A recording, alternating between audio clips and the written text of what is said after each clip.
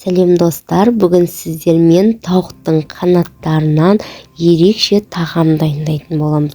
Осы бізге тауықтың қанаттары қажет болады. Олардың барлығын мұздатқыштан алып, жақсылап ерітіп алып, табаға бөлек-бөлек саламыз.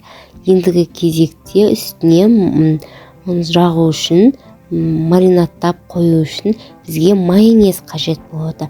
Майонезге қалауларыңыз бойынша барлық затты приправа, бұрыш барлығын қоссаңыздар болады. Дәміне қарай тұз саласыздар. Мен бұрыш салдым, және кориандр қостым, зіре салдым, және паприка қостым, лавр жапырағын, үйде не бар, соның барлығын қостым.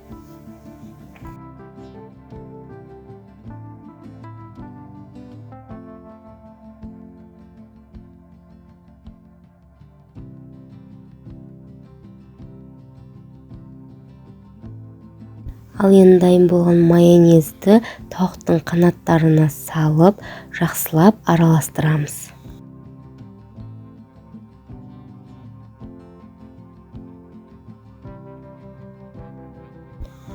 Достар, барлығын жақсылап араластырып алдым.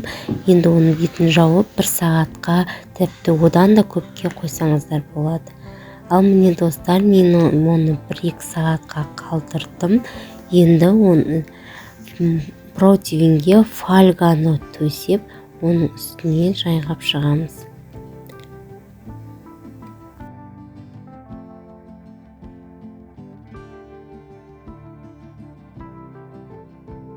Барлығын жайғастырып болған соң, 180 градуста жарты сағат 45 минуттай пісіріп аламыз.